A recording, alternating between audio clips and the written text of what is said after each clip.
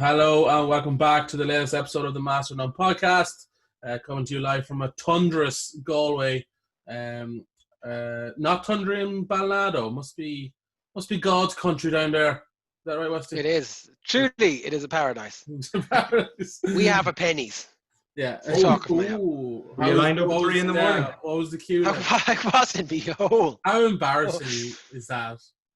Like, some people need more to do. Do you know, like I understand, right? People with kids and stuff who need to buy new size of clothes and all, but I saw one on RTE News, and they were like interviewing the people in the queue for like JD Sports, and they're like, "Oh yeah," and they got this like 13-year-old girl. She's like, "I'm just waiting for these new shoes because we wait for these new shoes for ages." Like, come on, man. Well, just wait another 2 weeks. It's not going to kill you. You know, don't queue for pennies or JD Sports.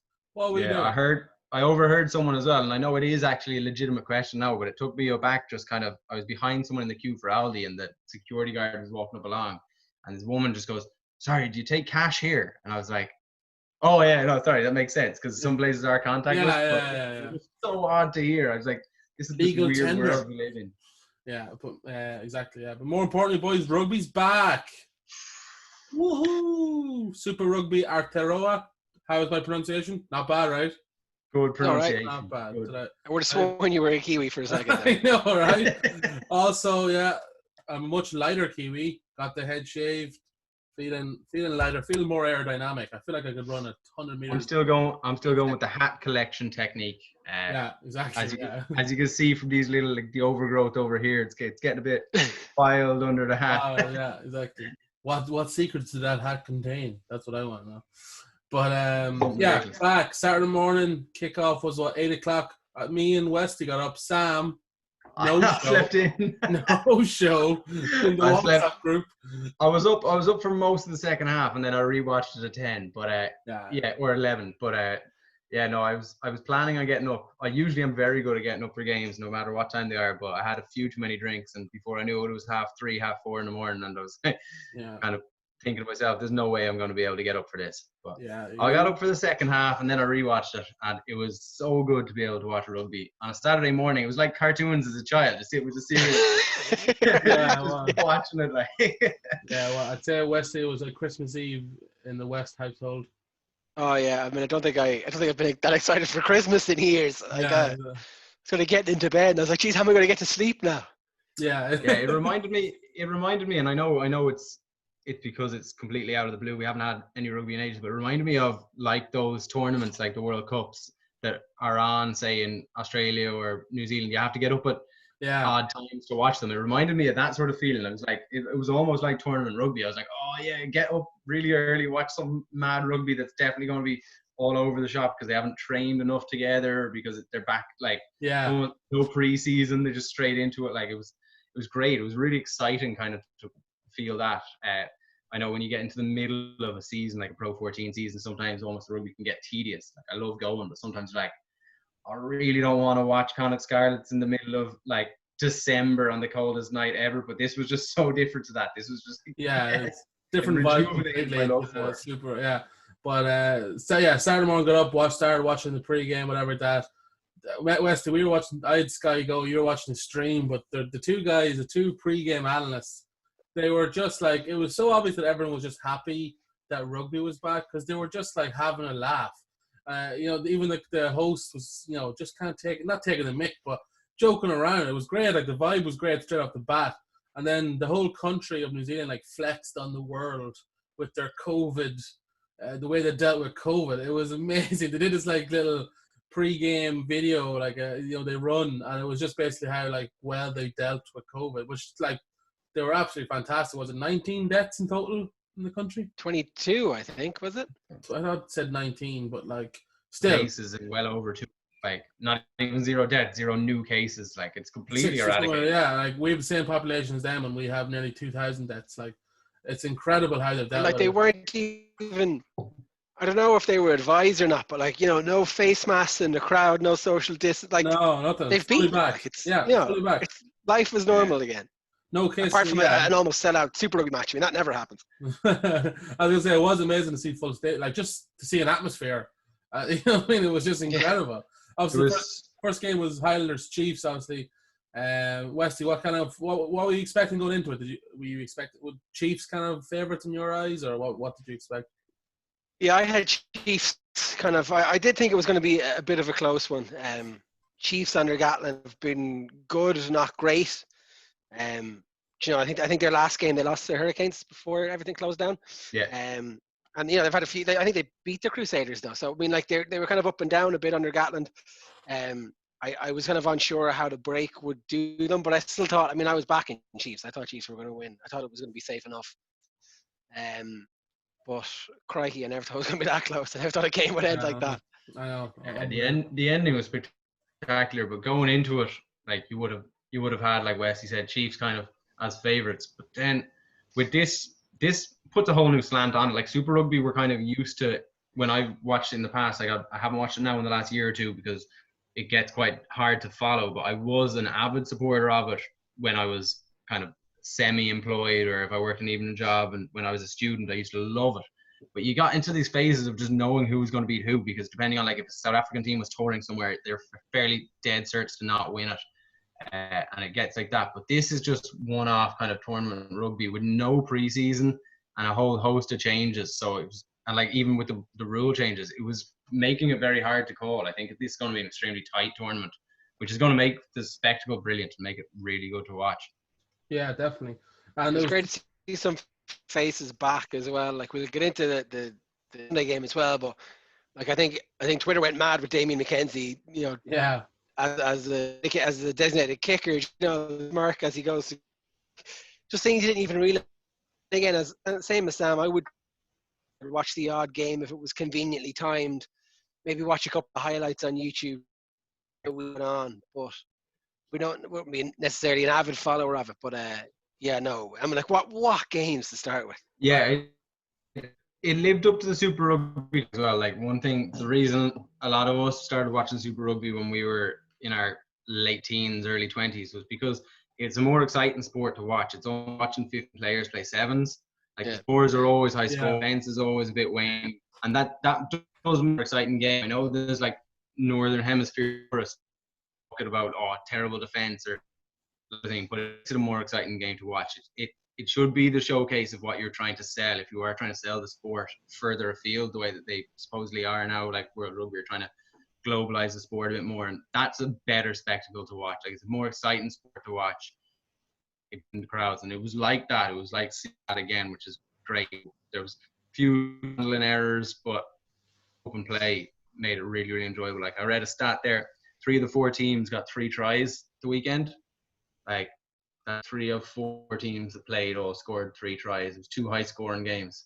28-27 and 30-20. Like that's a lot of points to be scored. You could regularly get full weekends of Pro 12 games that have a cumulative score of less than that. Yeah, exactly. Yeah, because you said like they had a gap off, but it didn't really look. They looked fairly up to speed pretty quickly. Like obviously the major talking point is the new rules and the penalty count. So 28 penalties in total in that first game.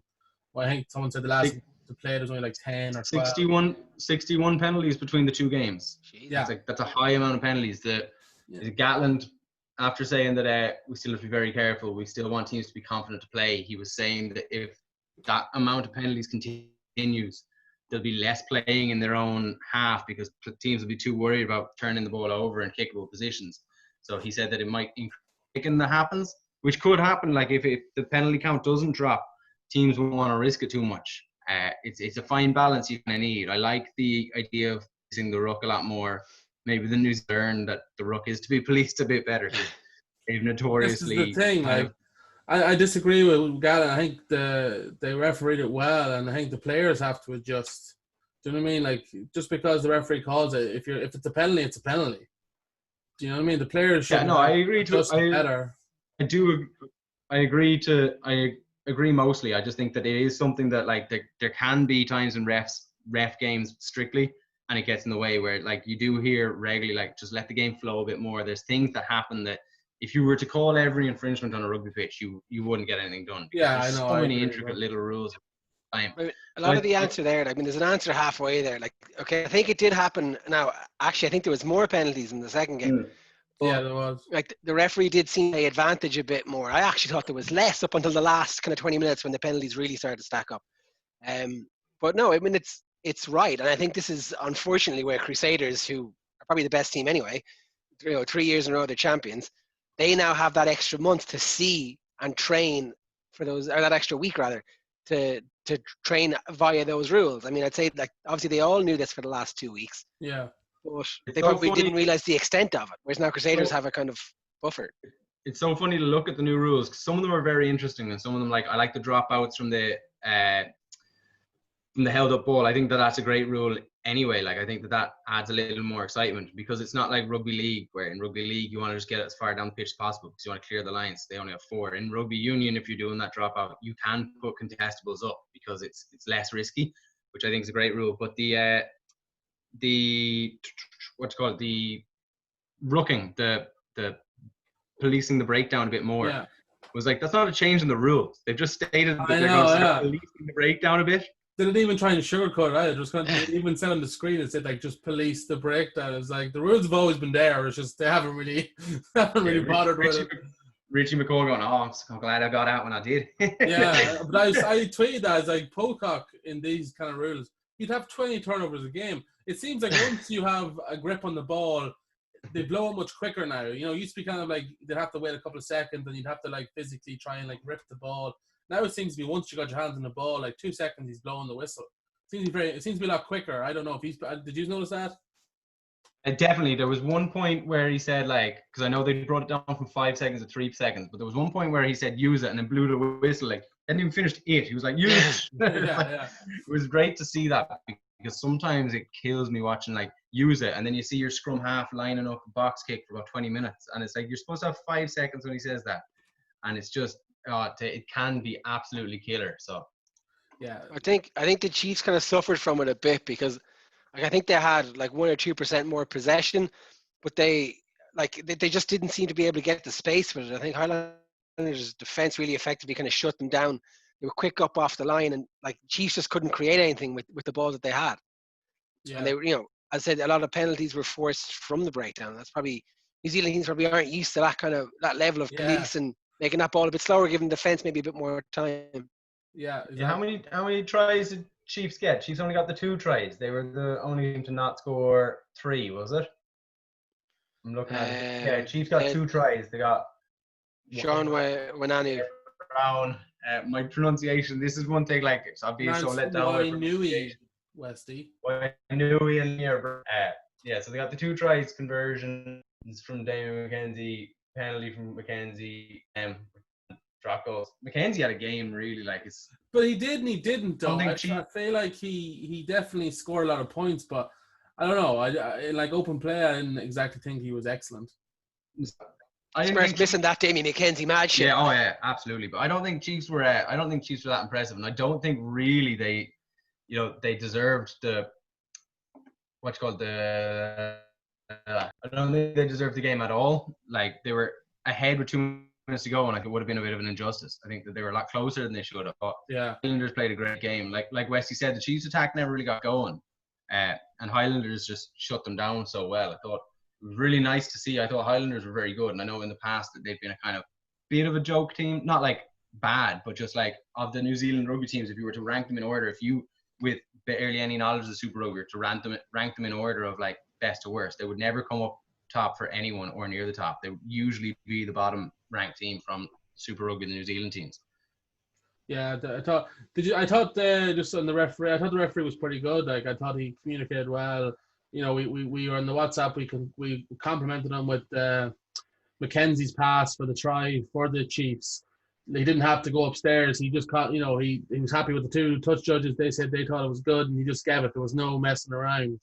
I thought he policed it. He has rules to enforce. He enforced them. A lot of penalties, but I don't think it was the referee's fault necessarily. I thought he was pretty good.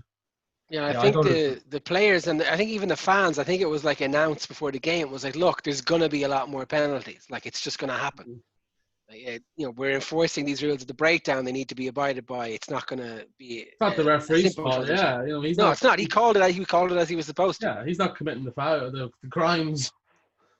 But obviously, then a pretty exciting finish. We got 2 drop goals in the space of 2 minutes, I think it was. Mackenzie missed the conversion after the try and then came up and slotted a pretty nice drop goal, with I think 2 minutes to go, and then Highlanders come right back down, and then Warren Gatlin's son Bryn slots one right in his dad's face, which I really enjoyed. Lost his whole inheritance in 2 seconds. Yeah, exactly. It was excellent.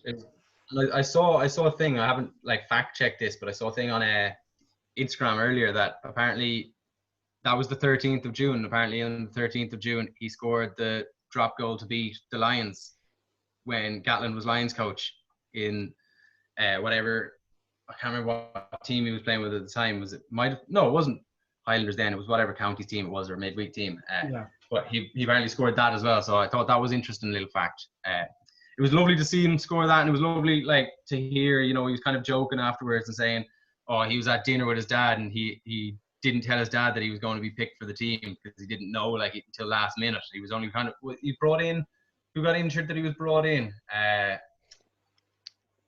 I'm sure he was brought in during the week anyway. It wasn't wasn't part of the initial squad. Yeah, he was brought in during the week, and there was a reshuffle on players. Someone got injured, and they brought in someone else. So they reshuffled the whole team kind of because someone got injured in the warm up, or in the trainings and the week leading up to it. I mean, you say it was the Chiefs never deserved. You have to remember, Highlanders played 20 minutes with 14 men. Yeah, I was going to say 2 yellow cards. Yeah. I'm shocked. I think that Nareki who got the second yellow took out Mackenzie in the air. If that was Northern Hemisphere, that's a red. He wasn't looking at the ball. Yeah. He wasn't committed. As I said, I was if you're going to try and do that, at least sell it that you're looking at the ball. He didn't even attempt to look at the ball. It was so obvious. But it would have been interesting if he got the red. Yeah, that's what I was going to say. Do you think the change to the red might have somewhat changed the mentality there? Just give because the red is kind of almost the same in the biggest thing with the red is it's only really going to deter dangerous play. It's only going to really deter things that might get you in afterward, because you're red, you're off, or someone else come on. It's essentially like a stronger yellow card. Really. Yeah. If you're just in your bench and you think that there's something you can do that's red warranting but might save you a game, giving away a penalty in a red instead of a try scoring opportunity, you probably do it. You take one for the team. I don't like that rule. Well, I think at that point, there's 20 minutes left in the game anyway. So if he got the red, it's essentially you're off. Yeah, absolutely. But that's a danger. If people have brought that up, that it might encourage you to, as you say, kind of fall on their sword and be like, "Oh, Joe, I'll take him out in the air now." And sure, look, you'll see at the odd time in soccer, if someone rounds the keeper and they've got a one-on-one shot, and a defender uses his hand on the line because you're giving a penalty instead of a guaranteed. Thierry Henry. You're giving. That was the other. That was a joke. Soccer. I know soccer. I know that time that thing happened. Yeah, you're given the opportunity. So it's interesting. It's how to tactically use it. And then they shouldn't have the option to tactically. I don't like the rule. Say if you're playing the Blues and you just put on some tug to try and take out Barrett, it's worth it to lose a player for 20 minutes if you're taking out Bowden Barrett. Yeah, and enforcer Yeah, bring on start a guy who isn't as good as the replacement, but. You take out Barrett in the 5th minute, 25 minutes you're back to full strength, even stronger, but Bowden Barrett's out of the game for the Blues. That's the bad situation. I don't know why they even was anyone complaining about the red card being off for the whole game? I think there was a statistic, because it was all based around statistics, and I think there was a statistic where a red card is inordinately pushed to being an advantage, like a 14 men. I think that there was some horrendously high percentage of games can't be won if you're down to 14 men for the whole game. So I think that they were trying to make it, just because it's only 5 teams in a quick round robin tournament, I think that the idea was to just make it a bit more competitive, make sure that teams could beat each other, make sure that if something happened, the game wasn't a write-off straight away, because statistically that would be. I know that defeats the purpose of the red card. You're supposed to be punished for it, but I think that was probably the thinking behind it. What percentage of red cards are accidental? But see, that's the old way of thinking, and that's would still be kind of my way of thinking in a game, is that unless it's something horrible, you don't a red card shows intent. That's the way I was brought up in rugby. Was that that's something happens by accident? I know it's changed. Yeah, but that's changed a lot now with the contact of the head rule. If you have one bad accidental tackle, say Bundy's in the World Cup, that was a split-second thing. I know we all watched it on slow-mo, which made it seem a lot worse than it was, but you can't think it that quickly. If you were going to get a red card for that in the first minute, for something that is like an accident. If the contact to the head isn't a straight red like that, I think that's where it does come. Maybe there could be two standards of red. There could be a malicious red and a non-malicious red or something. I don't know. But that's the problem in that, like the red card, as you say, like it's been moved into high tackling. It's become more common because it's been used as a deterrent now. Yeah. Don't high tackle because you get a red, and like it's still happening. So people are getting more reds, and as you say, maybe it's then unfairly weighted that you can't win a game. Like, you can win a game 40 men, but it's highly unlikely. Yeah. Well, but they're trialing a new rule with an orange card, where you would be mandatory off. substitution. No, but you'd be off for 15 minutes, and then you're not allowed to come on. Someone else comes on. No. They'd if you let me finish, Sam, I'll tell you. Sorry, Jesus Christ. Podinsky over here. No, I'm joking. What they would do is while you're off the pitch, they'll review it. The TMOs will review it. So if it's then reviewed that it should be a red card, you stay off, and if it's deemed a yellow card, you come back on. That's interesting, because what that kind of leads me to believe is that a lot of these TMO decisions about, like, ref goes upstairs and said TMO Bundyaki, I'm going to say it for the sake of argument, that tackle was a red card, and then like TMO made that decision in about a minute, like, and that decision could, like Wesley's saying, take up to 15 minutes to really review it properly and to be able to weigh up like whether or not it looked intentional or not and that sort of stuff. So it's an interesting one. It probably make it a bit fairer, the like 15 minutes with the review. It's a double-edged sword though, because I think if they take it off the pitch, right, it gets the game going back faster. Like, off you go, it's reviewed off the pitch, right? But like, I don't love it because I don't like why it happens. But like, there is a great amount of tension and drama added to a game when this. They've even started doing the dun dun dun dun that they do for tries when red cards have been reviewed or when tackles have been reviewed. Yeah, that's like glorifying them. But like, with that as well.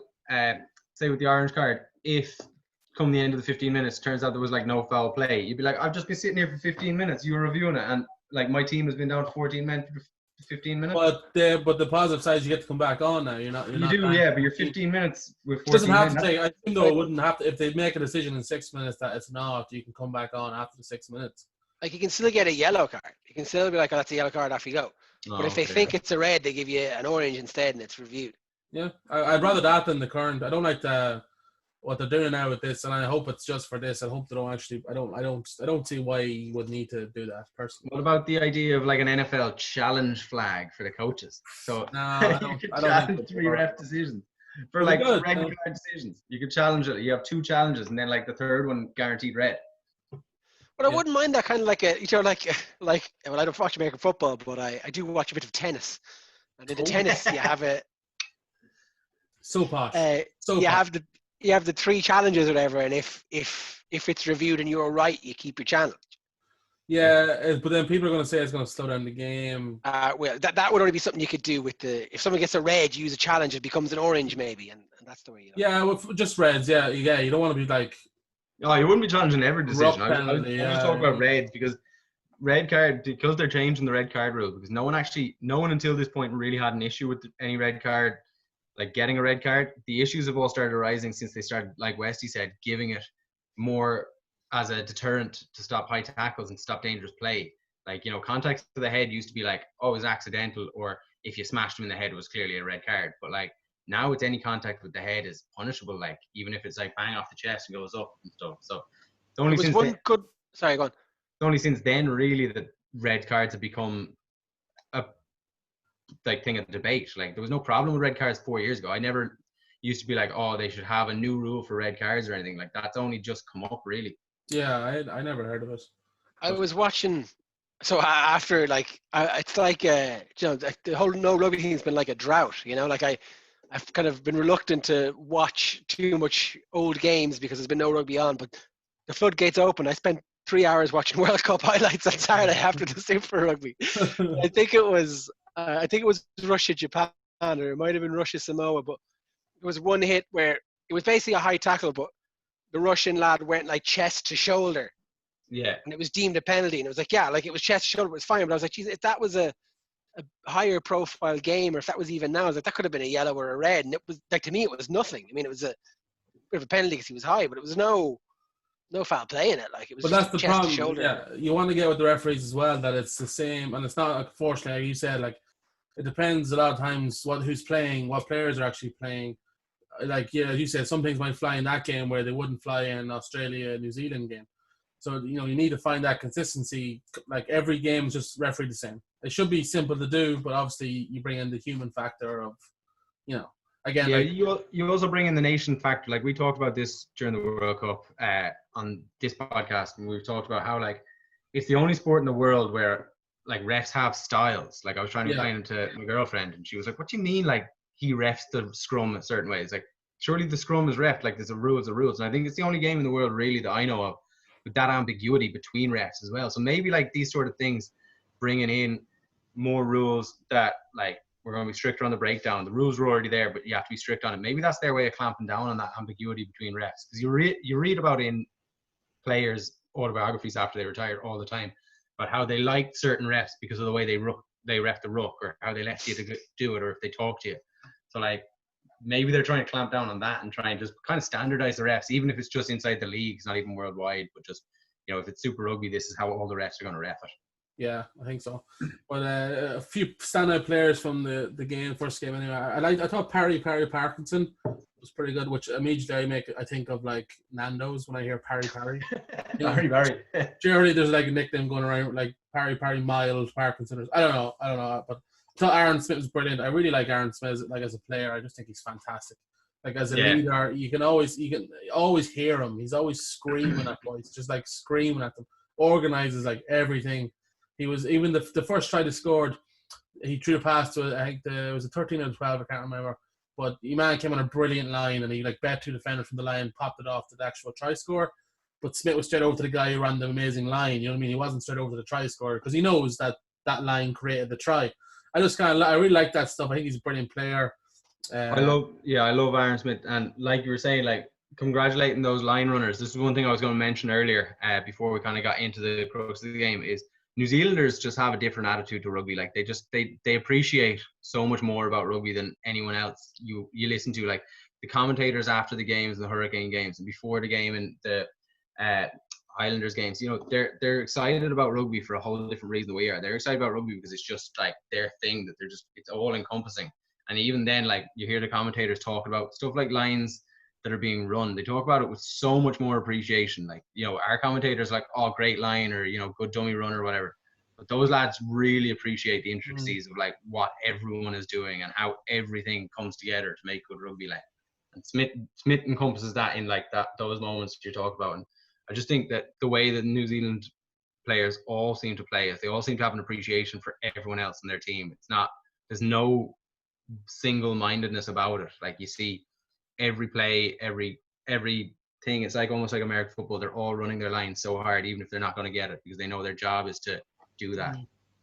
Anyone stand out for you, Westy, in that first game?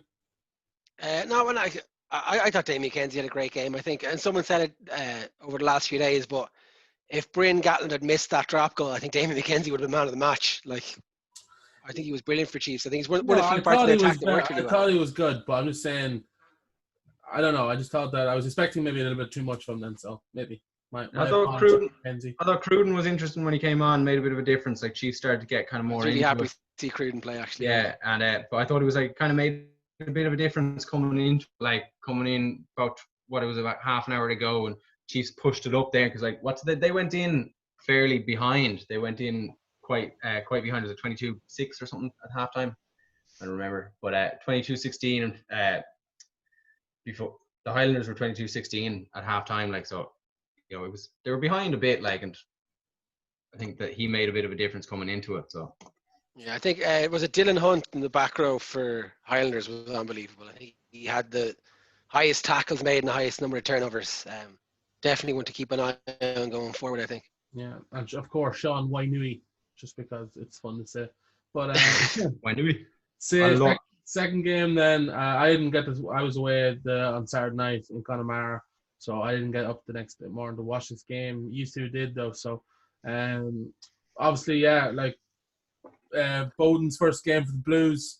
Kind of obviously all the talk pre-game was about him and kind of against his old team.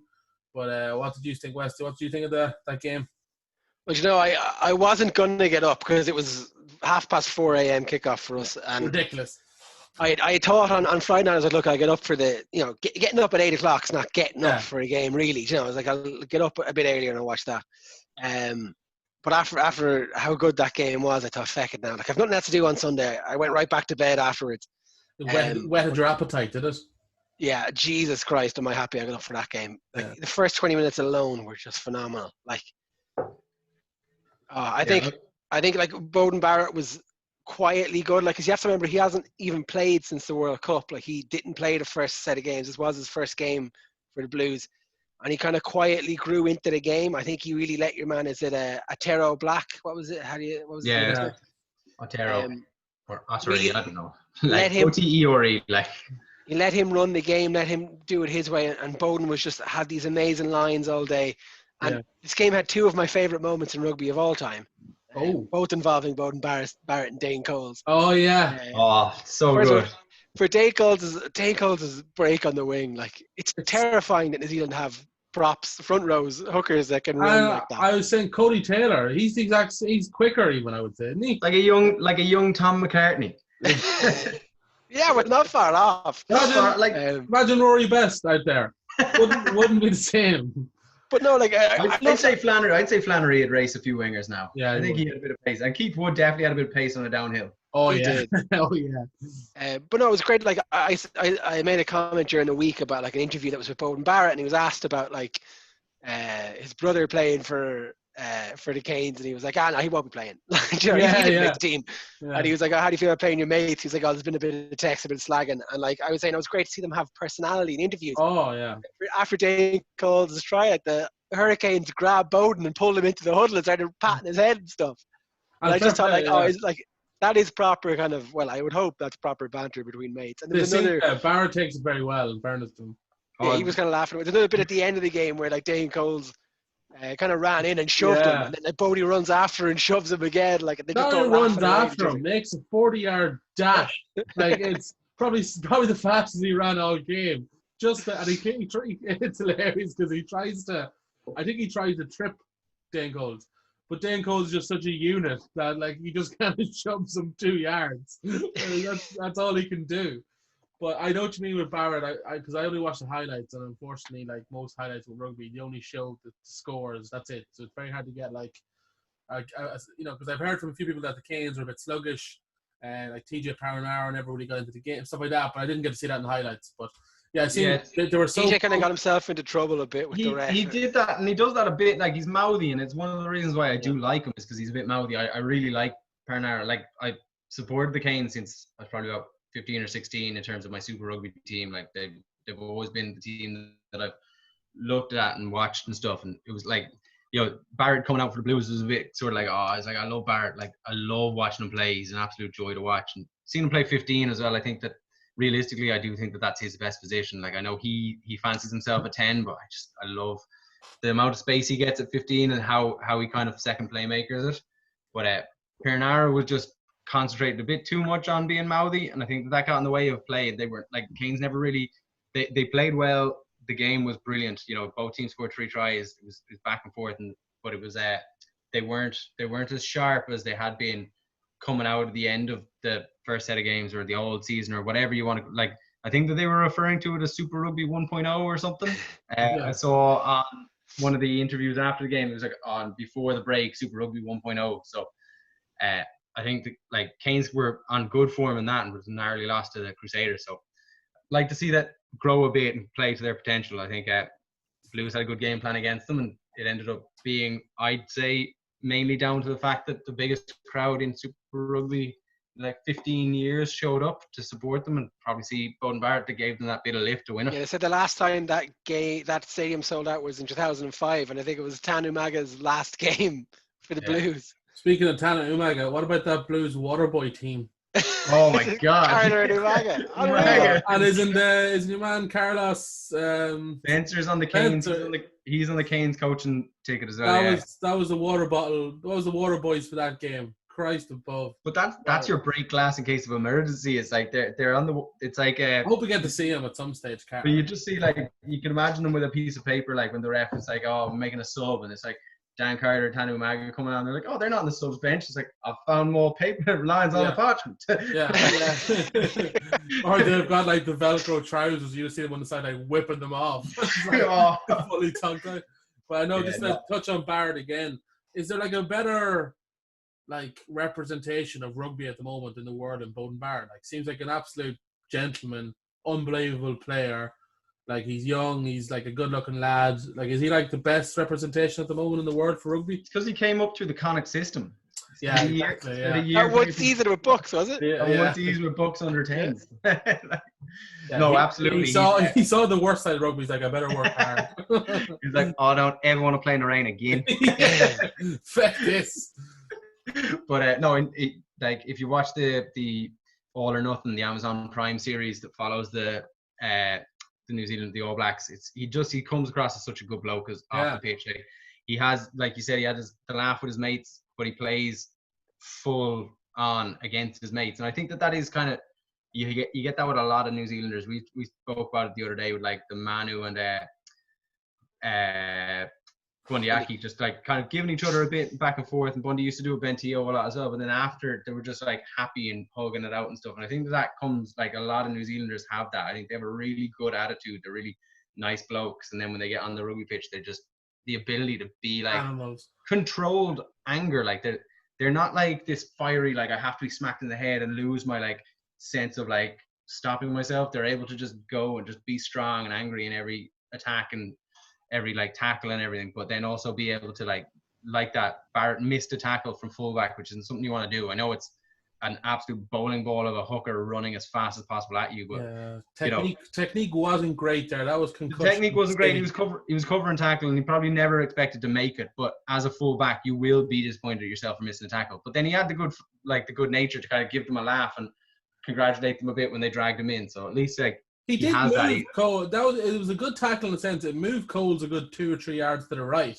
It's just that he was so close to the line that it didn't make a difference. But like if that was the power and momentum to get over. Yeah, he did. Yeah, like it was a decent. Like again, his head was like. Oh, you're never going to make that tackle realistically, but a fullback is still going to be annoyed at themselves for missing it. Like that's a fullback's bread and butter is tackling. So regardless of how impossible the tackle is, a fullback is, if they get hands on someone, they're still going to be slightly like down about it.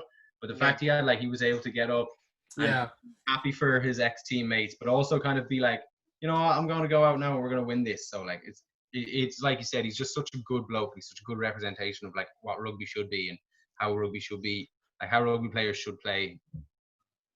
It'll be interesting to see. I think the Rugby Championship is planned to go ahead at the end of the summer. How New Zealand go forward. Like if they have Bowden Barrett, Richie Mwanga and Damien McKenzie, I mean that's a ridiculous wealth of riches. Well, even look at Aotearoa Black. I mean, had a fantastic game. Like they've spoiled for choice.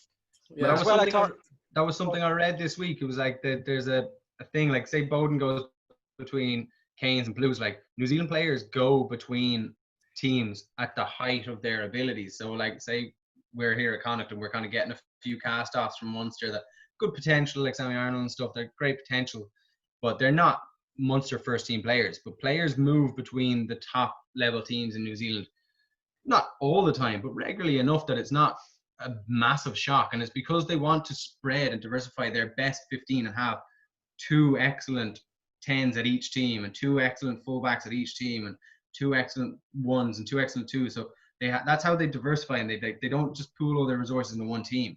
And that's the thing with it. Like New Zealand are so stacked because of that mentality. Because like if you were a top level player, but you were competing with 2 other top level players, but like Blues have 1 player in your position, you'll compete with 1 other guy, and then both teams are stronger, and New Zealand is stronger because of it.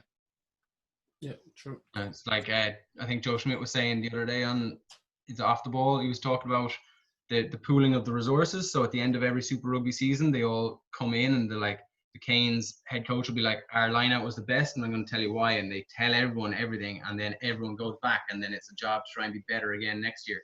That's because they want all the teams to succeed and all the teams to improve. And it's great because it means that like a tournament like this is able to stand alone. Like if you had said a year ago that New Zealand would have a standalone New Zealand tournament and it wasn't a gimmick, it was an actual competitive league, people would have laughed at you, because that Super Rugby has been like the thing holding the Southern Hemisphere together for the last few years. But everyone's known there's issues with it. Now you have 5 great teams playing it out in Super Rugby, and 5 potentially international standard teams. Like, they would compete. I know. Like, And they the best, would compete. the potentially best team hasn't even played yet, Crusaders. Yeah. But I just want to also mention his possible best representation for rugby, Joe Marler. Anyone? Just saying. That's his moment. So yeah, exactly. But glossing over that and back to the Blues. No, I mean your man, the young lad who scored the first try, Caleb Clark. Yeah, I think he was a sevens player. I mean, that lad ran everywhere in the game. And I also think, although he wasn't perfect, I thought Rico Ione played so good in the centre. How am I pronouncing this again? I learned it earlier on YouTube. I know Ione. Ione, yeah. Yeah. I think. I thought it was Ioane. Ioane, maybe, yeah. Ioane, yeah. Anyway, I don't really think of him as a winger, and like defensively in the centre, I think he maybe left a little bit to be desired, but like attacking wise in the centre was brilliant. It's kind of what you wish George North had been for a while to the Six Nations, but yeah. Obviously defensively still. I don't know for sure. I think his tackling was probably about 60%. That's an age-old problem for centres moving to the wing, or for wings moving to the centre. Like you regularly see it. Like Earls, we've said the same. Like Earls be, I think, considered even higher than he is with a lot of people. Like, I'm not a huge Earls fan. I know you are, West or Smurf, but like that stint he had of kind of going into centre, I don't think did him many favors. Like defensively, he wasn't centre good. He's a good defensive winger, yeah, and that's like North is the same. I just think that like wingers should be wingers, but like if you have someone as good as him coming into centre, at least it's going to make for good attacking rugby. Like, it might falter defensively. He might show up next week and have an absolute game of his life. Might just be learning the system. But they're number 8 as well. Blues number 8 was Hoskins Satutu, young lad. Oh, I thought he was brilliant. Yeah, there's a couple. That's what I'm saying. There's like lads that we probably would never have heard of, and they're future stars, and we're only seeing them now. Like, this is the thing. He said, like, New Zealand, it's just the depth.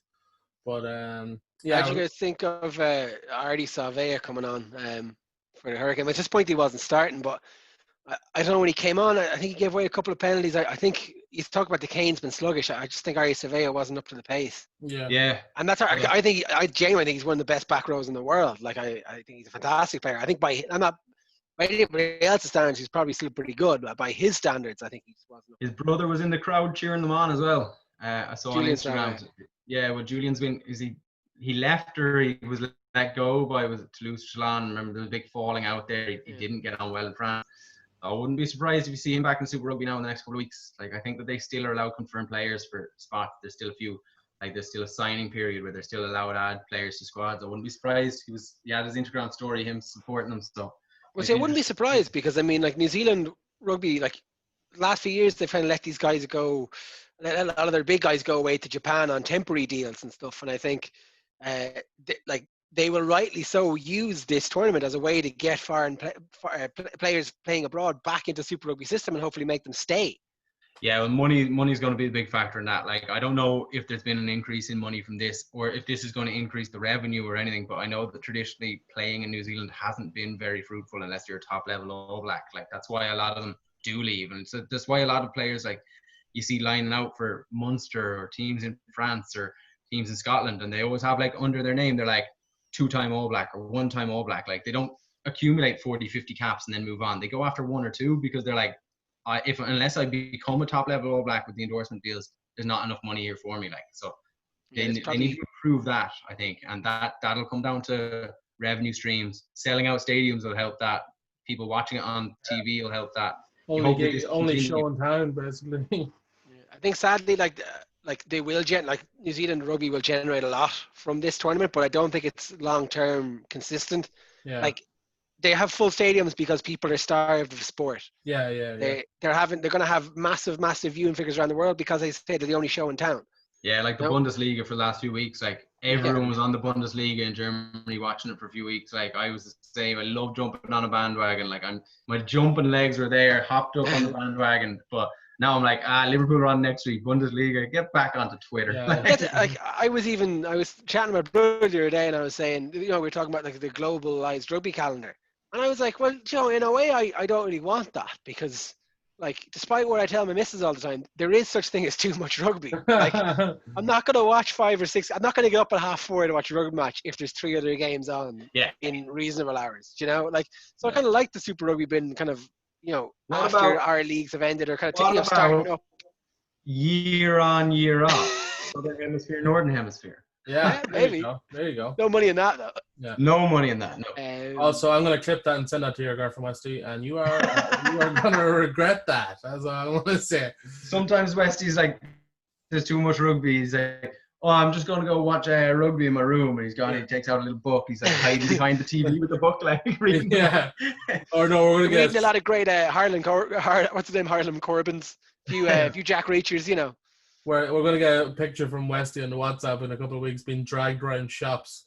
Because he's lining up for pennies at 3 in the morning. Why did you send her the clip? But the point I was trying to make was that I think, don't get me wrong, I think this is probably one of the best standards of rugby to watch. But when the other leagues come back, I think you won't get up at 4:30. You'll do with the highlights. You'll do with the replays of the rugby. Just to mention the highlights, I watched the highlights of the Blues game. The comment section is going mental because whoever the smart guy in Super Rugby YouTube channel puts the final score in the title.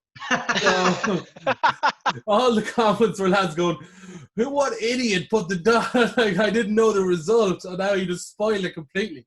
So that's what I did. That's change for next week. I didn't get up for the 4 o'clock. I watched it at the 10 a.m. replay again on Sunday, but like, I didn't look at the phone. I didn't look at Twitter, which is so unheard of for me because usually I lie in bed on Twitter for like an hour before I get up. I didn't look at the Twitter at all because I wanted to watch it as live. Yeah, which is great, and it's something I haven't done since I was a kid. Really, like, I very rarely watch things as live if I don't get to see them live anymore. But I was like, I want to watch this because I want to see good quality rugby, and I want to be surprised by good things that happen. I don't want to know that Ben Lamb is about to score. I don't want to know these things. I want to really see them happen and get excited about them happening. Yeah, there's definitely a difference in watching something knowing the score than when we were just watching it totally blank. There is a difference. You just see different things. Yeah, and knowing big things are coming up, like knowing someone who scores or gets a red card, you're anticipating, and it takes away from the watching. So I've done that, and I'm going to continue to do that if I don't get up at 4 o'clock in the morning in the next couple of weeks. Like, Crusaders Hurricanes next. Yeah, Chiefs Blues is the 8 o'clock in the morning game, and the Hurricanes is the 4. Canes are on at 4 again. Yeah. I'll watch the 8 o'clock one. I'll watch the 10 o'clock replay, I think, of the Hurricanes Crusaders, but. That's look at another 2 great games to look forward to this weekend. Anyone want to give a ballsy prediction of those games? I'm going with it. I'm going with my heart here, and I'm going. Canes are going to win by 10. They have a one game advantage. They have a one game. You're a funny guy, Sam. I like you. You're a funny guy. Having played last week, that's like remember the season kind of didn't have a preseason. They managed to just about get Bristol wedged in. Teams kept dropping out of playing them in preseason. Like, if you don't get match day practice, the difference between that and training is so big. Like, I think it's definitely time to end the podcast when Sam's comparing the Hurricanes to Connacht, or possibly the Crusaders. I'm not quite sure which one you were comparing to there, but I think there's no comparison. Canes couldn't do it on sports ground in November. I'm just saying. No, on a cold, wet night, they couldn't do it. Not a chance. We'll be back next week anyway to review those 2 games. Again, looking forward to them. It's great to have something to look forward to in the weekend, sport-wise, isn't it? Yeah, and I've seen that Australia have announced a similar tournament. Yeah, first week in July, is it? Something like that, but Western Force are back and they're scooping up all the Australian nomads in around Europe. Like, they got John O'Lance, they got Kyle Godwin, they're all coming back and they're all being called local legend returns. It's like, you can't have that many local legends for a team that haven't existed for a few years because you were crap. Like, it can't have been that good.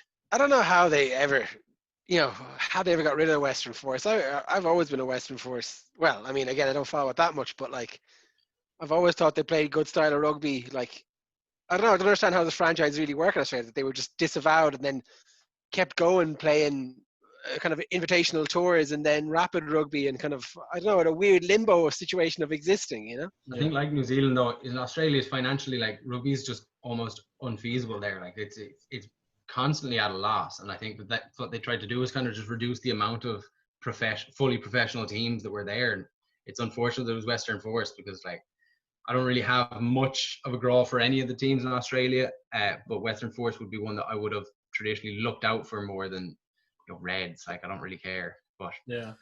I think then you Was see it like like the NRL is just so fruitful and just like makes money through its own, like just unbelievable. Like you just don't understand how like rugby union can't be at that same level there, because there's definitely like traditionally and like there's a love for it and there's an ability there.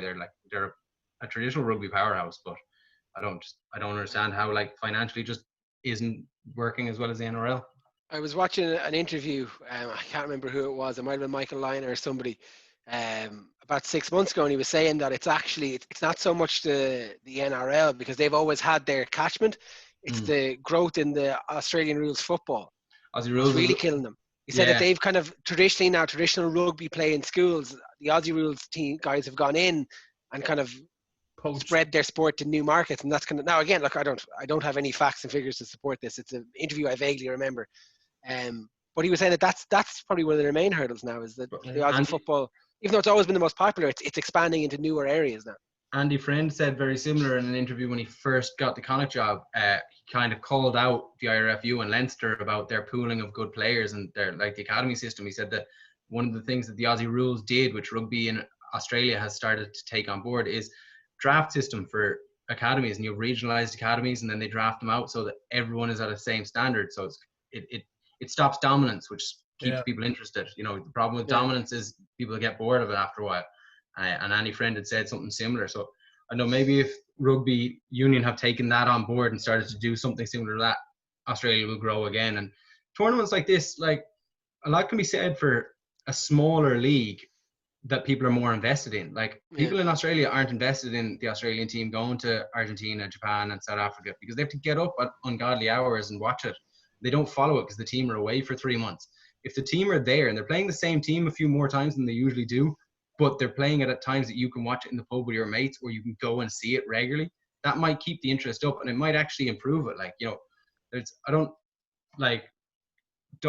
can't compare rugby and football at all, really. But one thing that rugby is unique in the fact that there are all these international leagues outside of France and England. Like everywhere else is international leagues, and with the current situation, maybe it's time to kind of change that, and smaller leagues in Australia and New Zealand might increase the local interest in it, which will then grow those sports. As you say, it's like if you're an Australian rugby fan, you're probably not going to get up at 3:00 in the morning to watch Stormers in South Africa against Crusaders. Well, maybe Crusaders because they won last year.